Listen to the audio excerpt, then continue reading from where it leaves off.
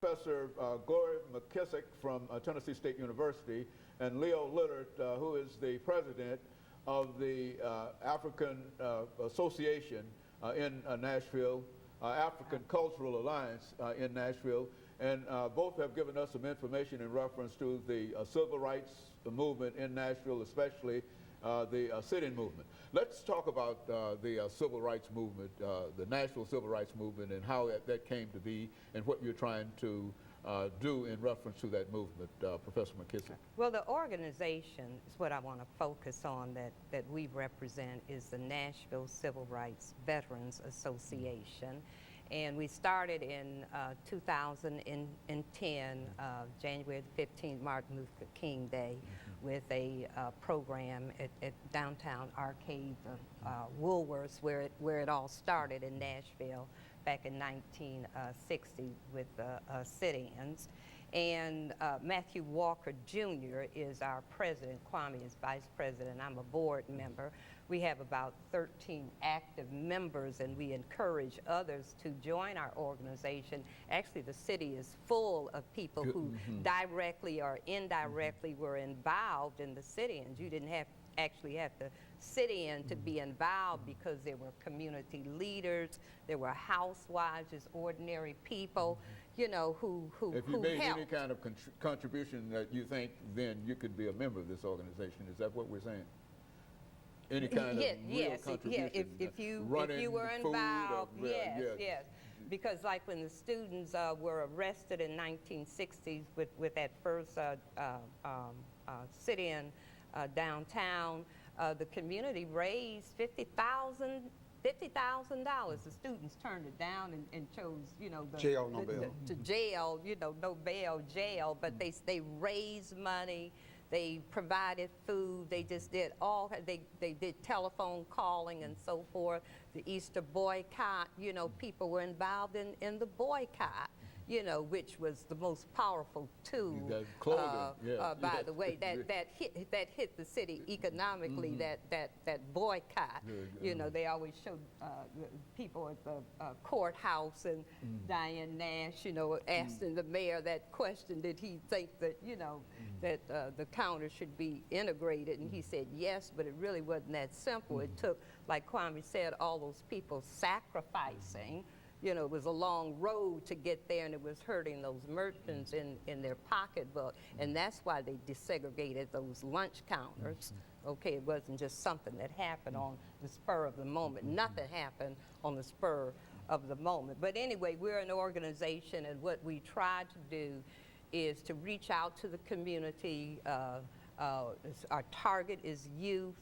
We go into the schools, we will speak at programs, we carry young people on trips. We try to educate the public and let them know about our legacy, our past, hopefully so that they will understand the world they live in today better, and can go on and continue to make changes, because there are a lot of things that still need to be done. I have a young friend that says, Gloria, when you gonna get off the bus? And I said, well, I guess I'll get off the bus when Jesus calls me, because it's not over yet. That's when I get off the bus. So, you know, we have new Jim Crowism. It's not over yet.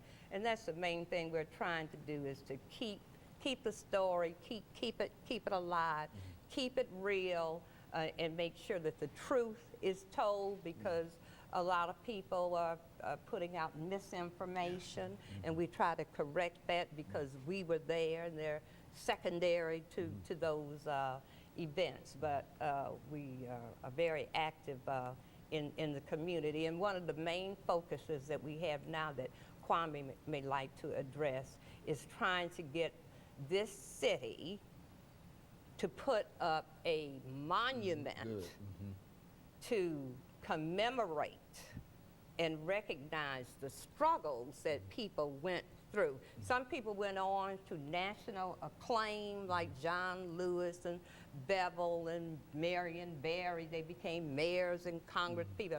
But a lot of people suffered.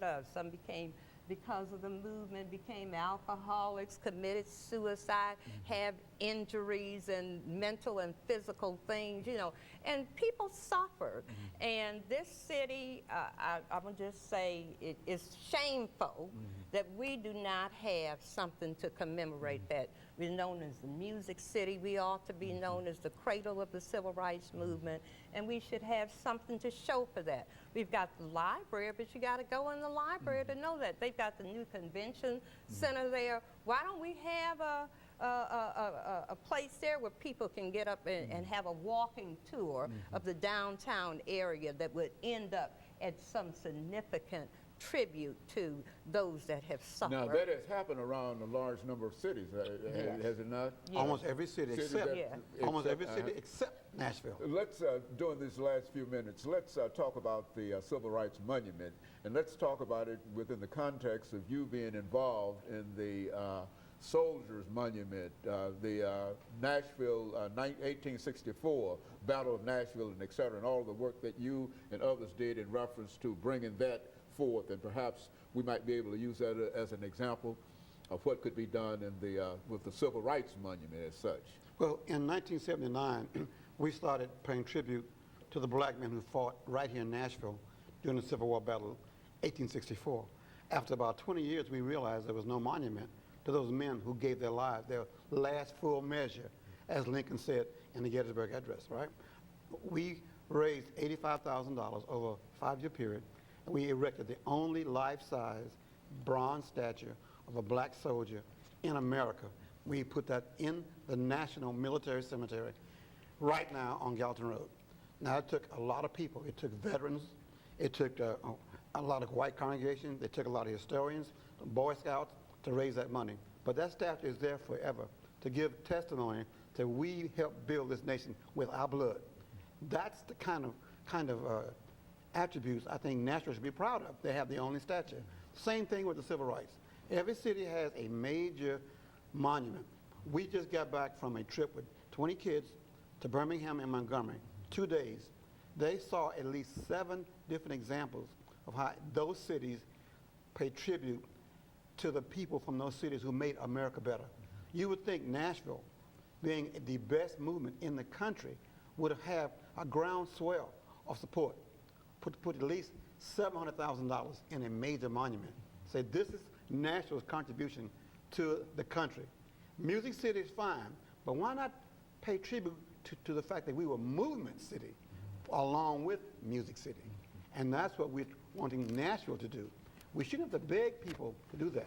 The Chamber of Commerce ought to say, we want to put Nashville on the map, like Birmingham. Because we did things that nobody did. And that should be something you target for tourist attractions. Folks that come here just to see the monument that Nashville should have had.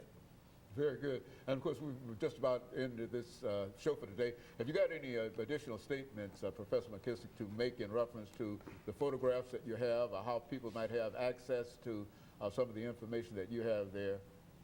Well, these photos, probably we'll see them soon in the newspaper, but this, like Kwame said, was just a group of children that we carried.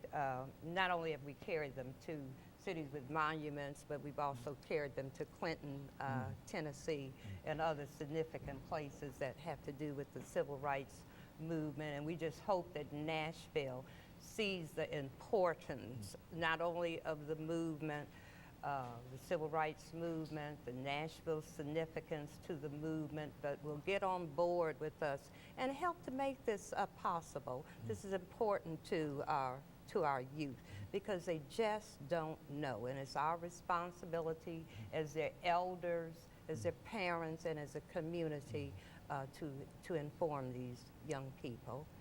And the rest of the nation. And both of you believe that such a monument would be an added attraction in a real sense to draw people to this great Nashville that we're all looking forward to, especially with the addition of the new convention center and et cetera. All of those things would be important and playing into what the two of you are talking about. Is that what we're saying here today? Absolutely. Very good. And of course, let me encourage our audience to tune in again next week for another informative edition of Comments.